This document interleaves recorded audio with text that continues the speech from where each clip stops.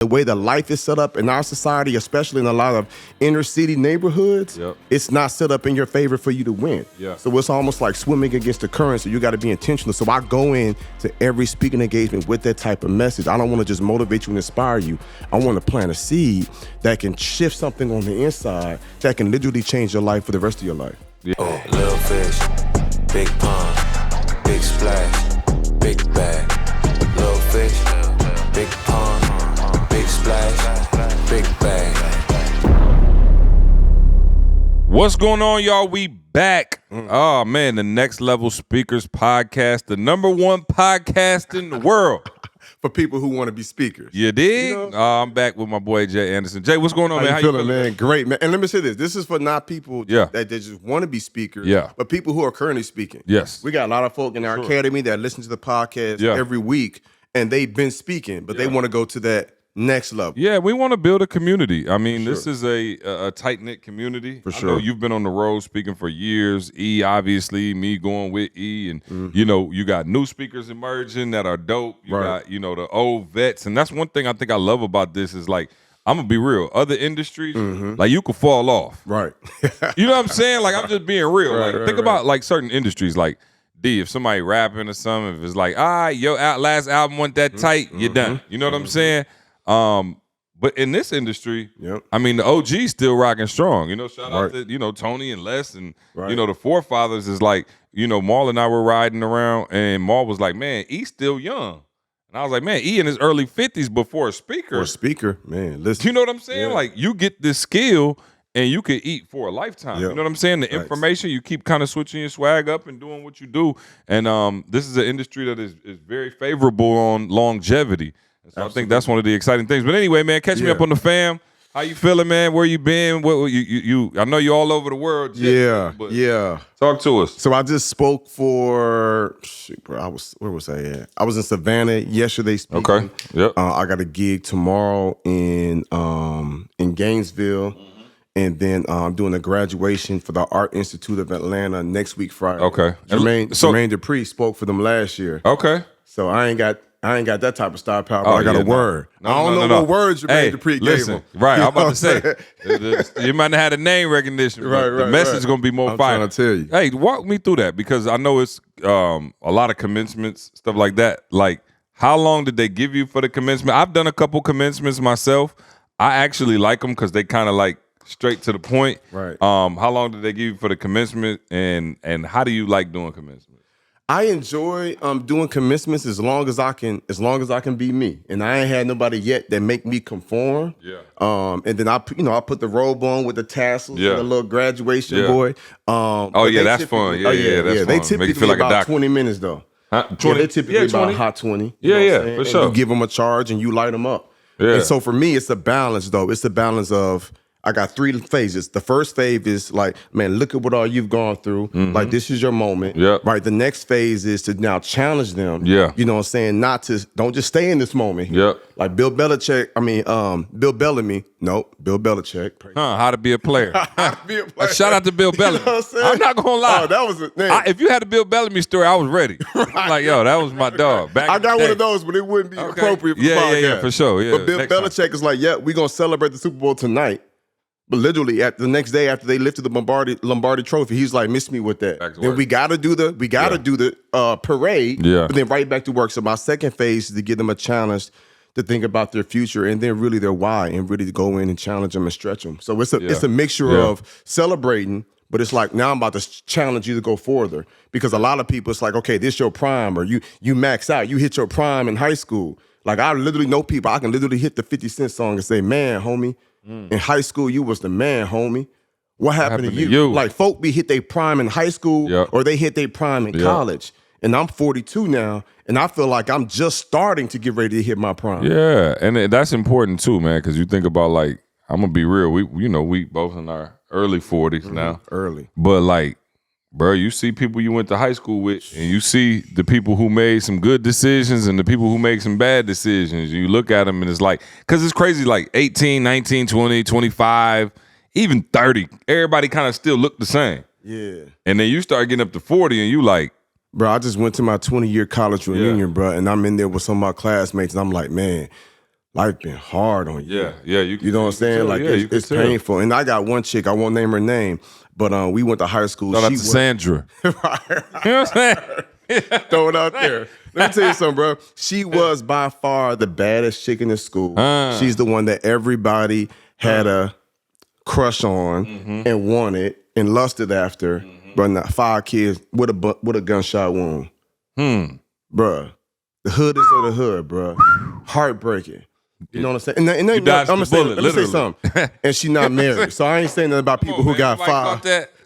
He dodged the bullet. Yeah, he dodged the bullet. Right. Hey, come on, man. I ain't saying nothing about people who got 5 kids. I ain't saying that. I'm just saying like like, No. For sure. Yeah, you could just tell life been hard. Yeah, for sure. And you made probably some poor decisions. Right. Or, some decisions that wasn't in your best interest. And that's a good charge to the young kids. It's like, hey, I know it don't look like it now. Everybody look the same now. But these decisions, you're gonna be. It's hard to tell an 18-year-old you're gonna be 40 though. I promise you. Right, but I don't tell them you're gonna be 40. I just say what you want your life to look like when you're 25. Yeah. Do you want to tell your kids you can't afford to go to Disney World? Facts. You know what I'm saying? Or do you want to say we can only go for a day? Or do you want to be able to blow that thing out for a whole week? You know what I'm saying? Like you got to kind of ask yourself. What the commencement checks looking like? They straight? They been decent? Yeah. Not like corporate or some of them bigger ones. Yeah. You know so what I'm saying? it's more of a little. Yeah. It's in the 5 figures, but it ain't like. Yeah, you know what I'm saying? Yeah. 5 figures, hey. Plus, it's right here in the city, so I slide up the street. You know for sure. Hey, listen, that's the best when it's right in the city, dog. Get 20 grand up the street. Amazing. Oh yeah, no. No. We're gonna get that. But I tell people, see, I feel like my messages are either like cautionary, like pre-warning. You know what I'm saying, or like heed my warning. So if I go to a detention center, or I go to a prison or a jail.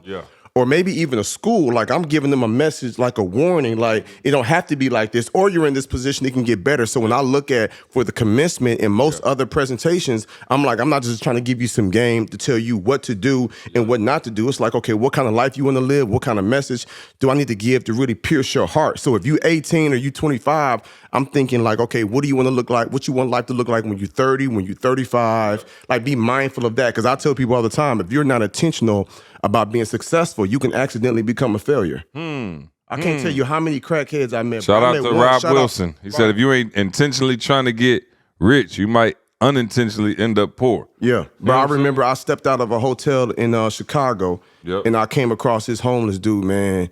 And he looked like he was my age, but you could tell he didn't look, he looked 50 plus. Right, but he was just in bad shape. And so I shot him maybe like $40. I ain't had much on me. And I ain't gonna judge him. I don't know what he gonna do with it because I don't know what I'd be doing with $40 if I was living under a bridge. But I asked him, I said, bro, what happened? He's like, oh man, it just happened. I'm like, how did it just happen? It broke my heart, bro. He was like, I was in school, smoking weed, then coke, other drugs, boom, boom, boom. And I just looked up and I'm just out here. And so I be telling, so now when I speak in schools, because we talking about messaging now, if y'all haven't got the clue, right? Now when I'm speaking in schools, I'm letting them know like, hey, my man, he accidentally became a crackhead. He didn't say when he was in middle school, when I grow up, I want to be a crackhead. You know what I'm saying? Like, he didn't say that. He just, but if he was not intentional about being successful and the way that life is set up in our society, especially in a lot of inner city neighborhoods, it's not set up in your favor for you to win. So it's almost like swimming against the current. So you got to be intentional. So I go in to every speaking engagement with that type of message. I don't want to just motivate you and inspire you. I want to plant a seed that can shift something on the inside that can literally change your life for the rest of your life. Yeah, no, that messaging is important, man. And, sometimes, especially with them young kids, man, you know it's so important and they don't want to hear it. You could see it. Like a lot of times, man, you go to these places, I could like the Nothing Funny video, you know what I'm saying, while we on messaging. That's one of E's biggest videos when he went off. And, you look at it and it's like, bro, here is the number one motivational speaker in the world in here for free. And these kids don't want to hear it. And it's like, dog, it's frustrating. So when you go in and think about your messaging and preparing for a message in schools, like how are you, like let's be practical, get them some practical stuff on how to grab their attention. Because again, you're talking about, listen, I tell people all the time, like when like shout out to, our conferences and everything that we do. I'm like, bro, when you speak for them people, they already want to hear what you got to say. Like, think about it. Like, they there like, Who? Go ahead. Right. Oh, you say one thing. It's like, bro, it's like, okay. It's like almost being a pastor at church or something. Right. It's like, we here for the word. Yeah. You go somewhere where people don't want to hear it. Nope. Or just indifferent. Yeah. Right? Like I had to speak at a what was it? Like a citywide like banquet type thing. And they weren't there for like no personal development. And I'm the honorary speaker of the joint. So it's like, that's an indifferent crowd. Sometimes them high school crowds is just like, we flat out don't want to hear it. Right. And I don't know if y'all remember being in school and being like, hey, we got a motivational speaker coming to the auditorium. Bro, I was that guy. Everybody that like throw trash at the speaker. My point exactly. Bro. So when you're messaging and you're, coming up with them, how are you planning on grabbing their attention quickly? How are you planning on, the message? So they always show my hype speaker reel. They show me getting out with the driver on big stages with people. So by the time I take the stage, even though they not really interested, there is that slight celebrity factor, if that makes sense, right? Absolutely. And so then I stand on stage, and the first thing I tell them, because I tell people all the time that you want to give a real message, you got to be relatable, bring out emotions, clear plan of action, and a lesson plan. That's how you give a real powerful speech. So I start off with relevance. First thing I tell them, I'm like, hey, well, look, when I was your age, first thing I do is I say, hey, look, if you tap in with me for the next few minutes, I wouldn't dare say hour. No. I wouldn't dare say the next 45 minutes. No. I'm like, hey, y'all hang in here with me just for a few minutes, give me your undivided attention. Like, man, I'm about to show you how you can change your life and all your dreams can come true. Yep. Now they intrigued, like, what this nigga about to say? You know what I'm saying? And then I go right into, when I was your age, I hated school.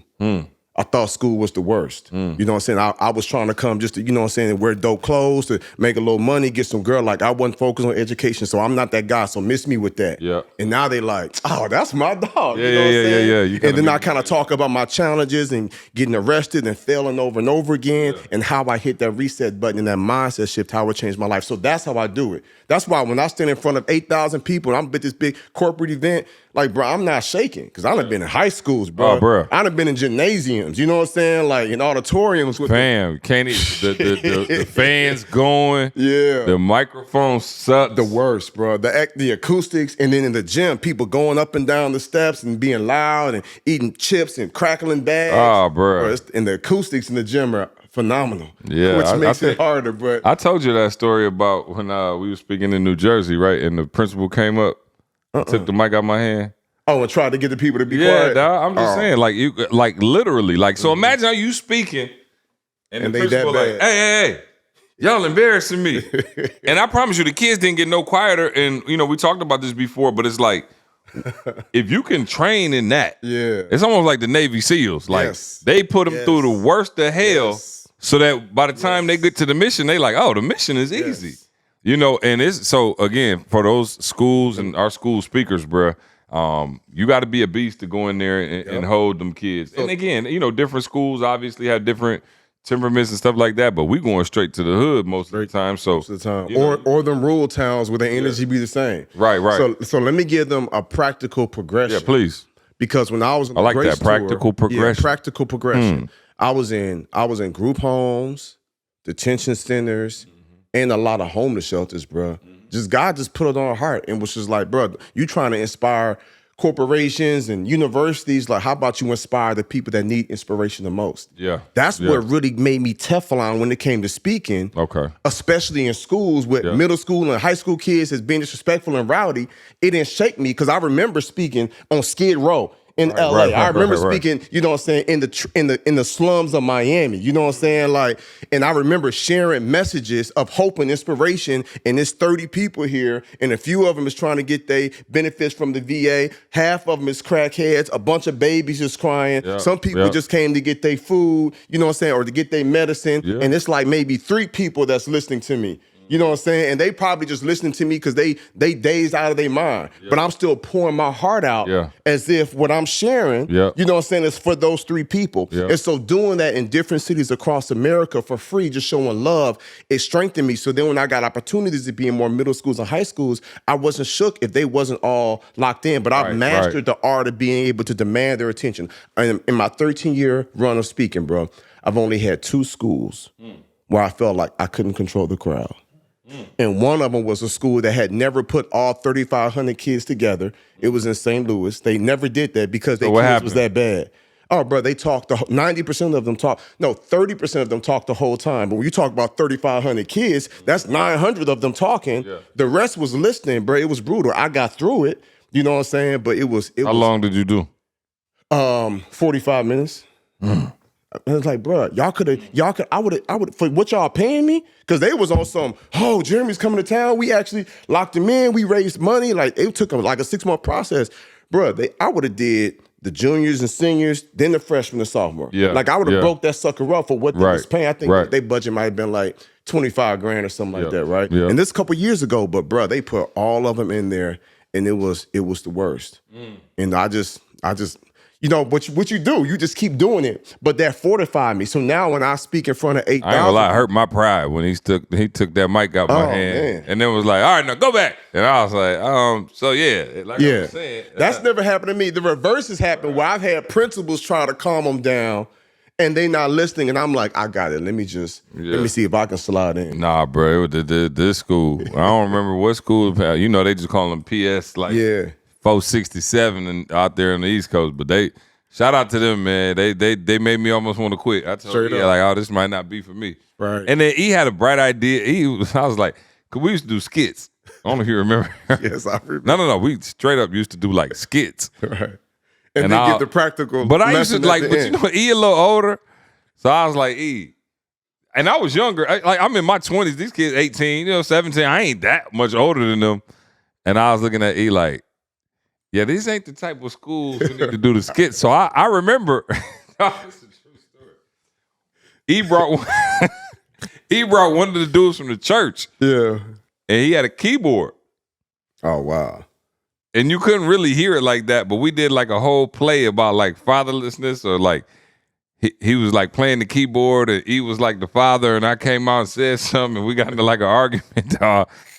It was all bad, bro. The kids was like, boo, this sucks. Oh, man. And he, I had to remind E about that. Yeah. But anyway, it was bad. But again, messaging is important. Being able to come in. So what I found for me, I guess what was it called? Progressive progression. Yeah. No, that wasn't something. It was deep. What was it, D? No, because nobody know? The progress. He said it was deep. So deep. Of progression. No, it wasn't. It was progress of progression. Progressively progressive. Right. Whatever. I forgot what I was.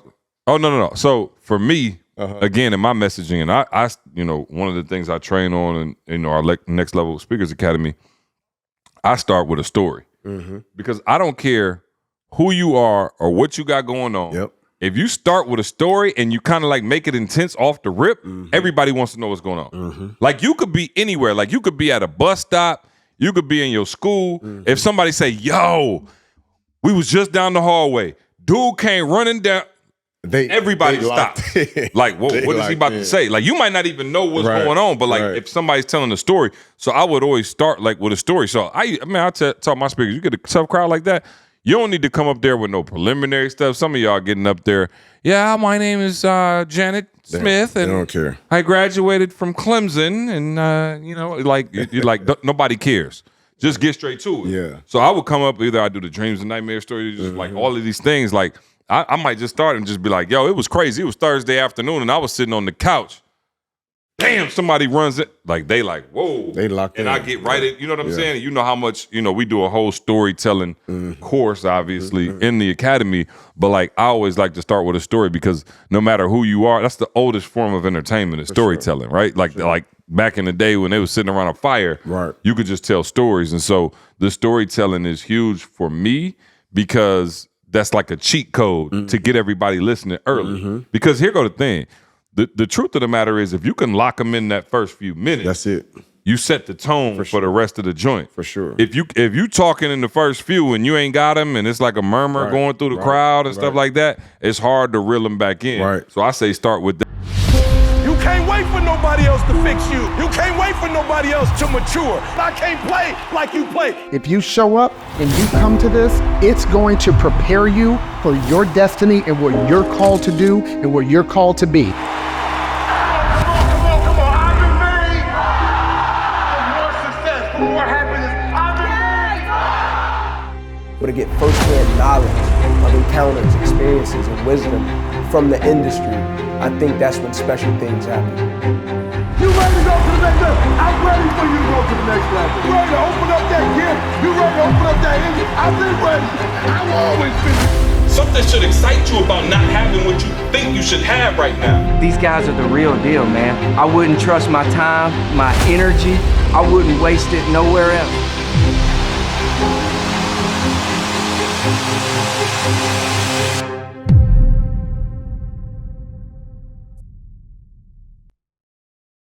That so let me just speak some to that. So I remember I learned the hard way. I had one really hard school, and it took me probably 5 minutes of going in, and they was locked in. They was listen. They was serious, and I started with my story. I was like, hey, this might not be for everybody, but for those of y'all that don't have your father, for those of y'all that struggle with this, for those of y'all that struggle with that, like, you know what I'm saying, you can relate. And I began to tell my story, and they was locked in. And I'm like, I got them. So I can be myself now and be a little goofy and throw some jokes in there. Bro, I threw a joke in, probably 15 minutes, bro. They erupted in laughter. Oh, it's over. That was a wrap.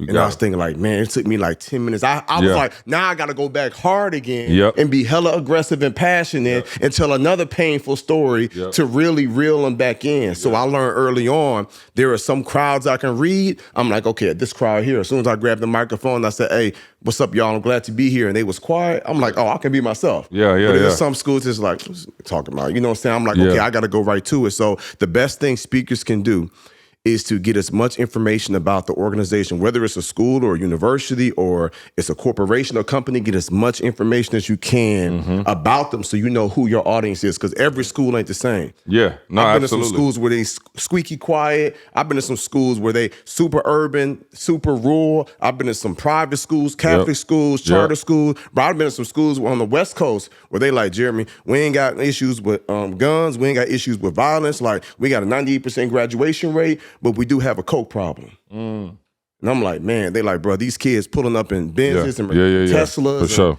and that designer drugs is all over the school. So they like, you got to come with a different type of message. And it's not that they just want to be high.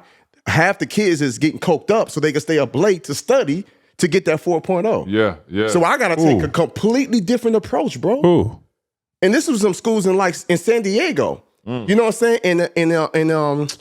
In Riverside, California, like on the West Coast. So I got to take a completely different approach. So as much information as you can get, it's the best thing that you can do so that you can give the best message and connect with your audience. On the topic of messaging, I guess I got two questions. One, how has your messaging changed from when you first started speaking to now? Like, what would you say, your biggest improvements in your messaging? Like, from when you think about when you first kind of was rocking out and doing your thing, and now, like, as you go in, what areas do you think your messaging like improved, and where you needed the most improvement? I would probably say, storytelling, connecting with the audience, and then I've got so much more to my testimony. Like when I first started, and with those progressions, how were you able? Like, was it repetition? You feel like you just got better with repetition? Was it studying the game? Was it more mentorship? Yeah, it was. I would say it's a mixture of mentorship. You know what I'm saying? Because you and E would give me some insight,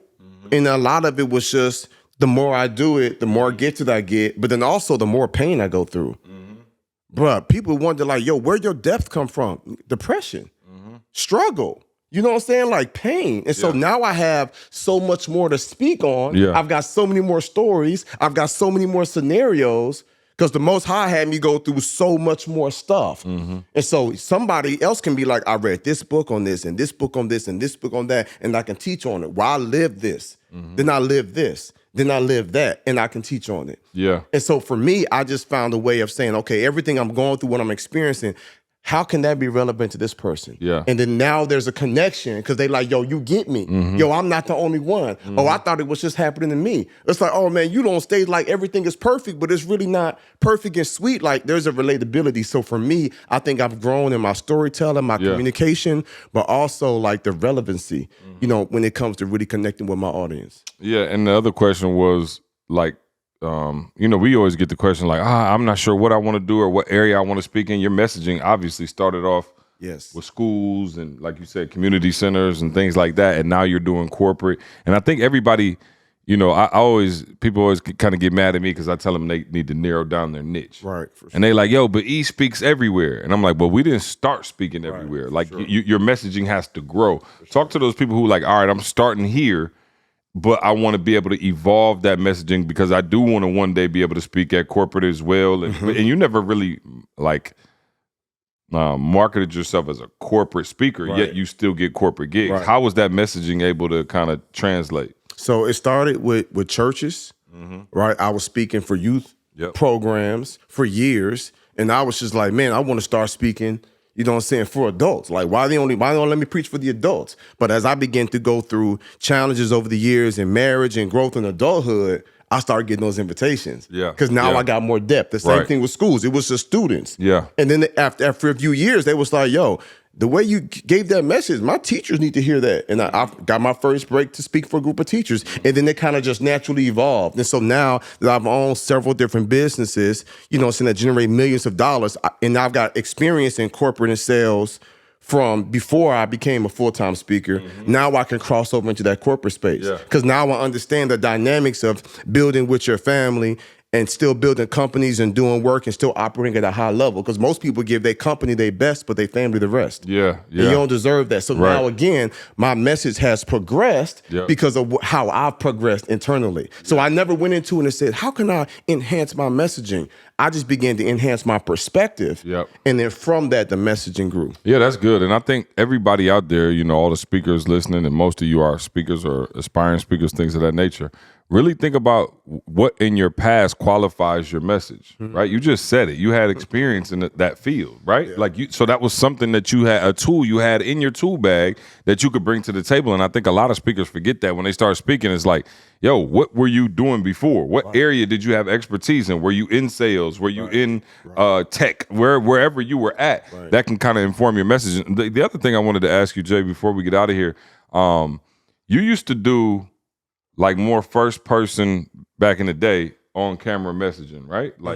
Like so E used to do Thank God It's Monday, right? Obviously that's not a captive audience in terms of like live, right? That's a first person on camera hookup. Now you got everybody, you know, a lot of people do selfie videos and kind of riding in the car or whatever.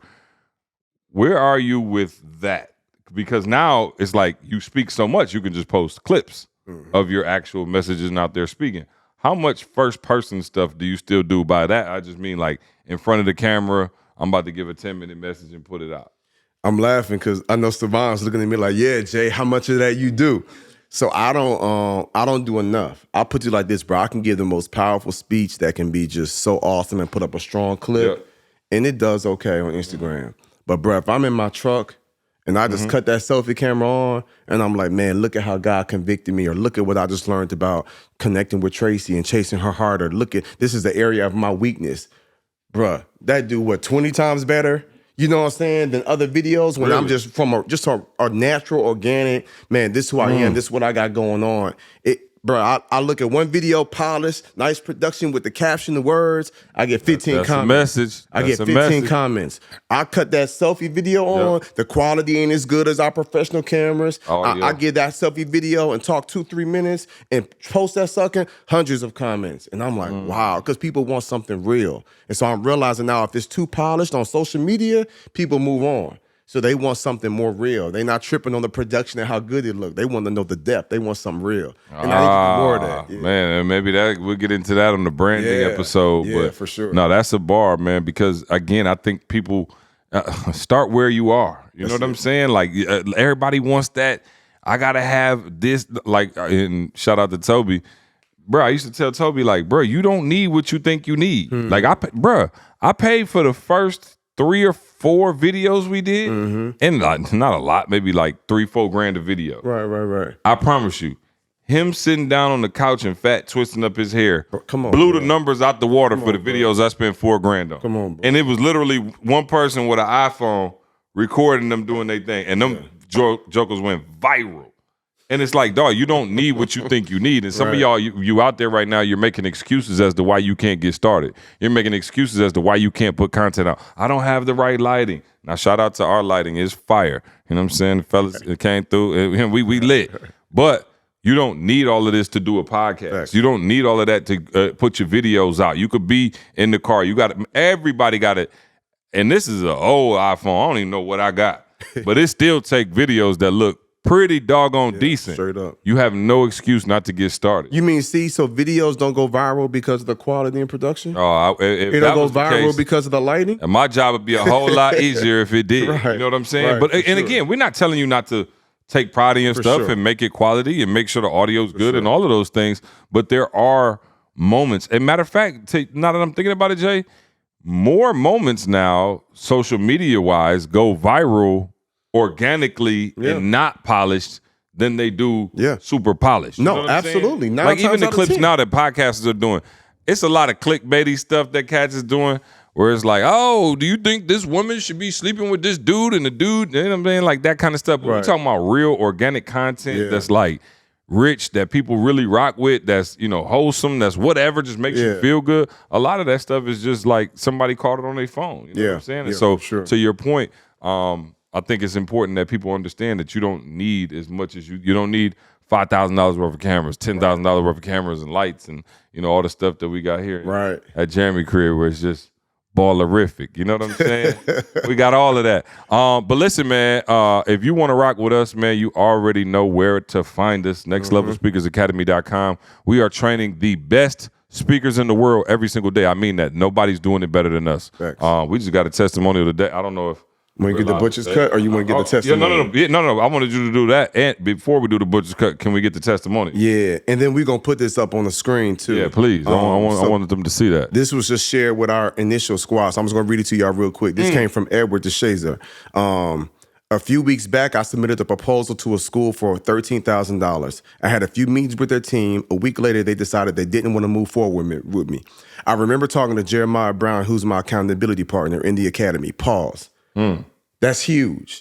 My man was like, Dan, I put together a whole proposal. They rejected me. But as opposed to whining, he tapped in with his boy. His boy encouraged him, who was my accountability partner, and talked to him about being frustrated. I kept my head up. He had me working. I didn't let it stop me. He said, yesterday I got the email, and a new school organization accepted my proposal. The contract is worth, you read it, see? $120,000 over the next 2 years. Come on, y'all.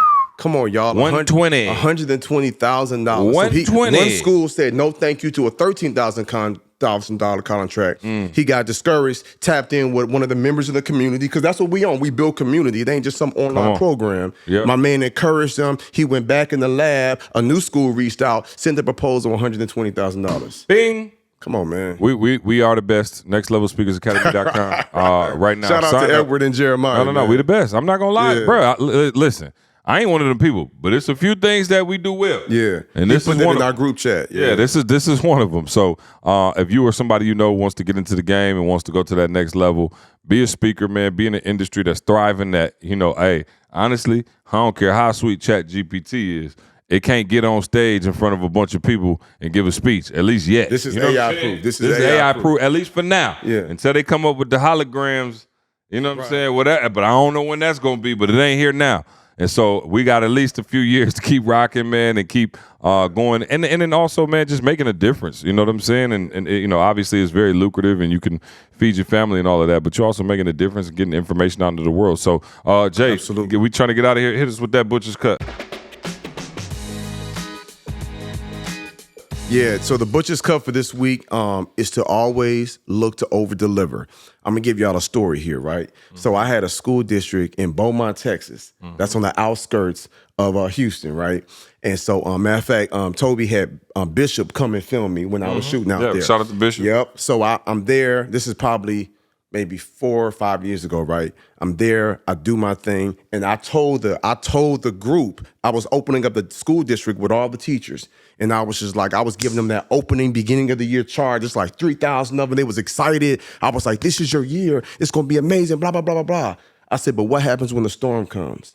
And I didn't know nothing about the hurricane that came 3 days later, bro. Wow. I just said, what happens when the storm comes? Wow. Are you able to weather the storm? This year is going to be hard. This year is going to be challenging. We don't know what's coming around the corner, but this is what you got to do to weather the storm. And I loved on them, bro. 3 days later, they got hit with that hurricane. I don't know if it was Hurricane Maria or whatever it is that came up on that coast of Houston. And bro, wiped out one of the whole schools, completely wiped it out, flooded some other schools. And not all these teachers are emailing me, thank you so much, Jeremy, for your message. But I felt so convicted. I was just like, I need to keep taking this journey with them. Bro, I started sending videos every week.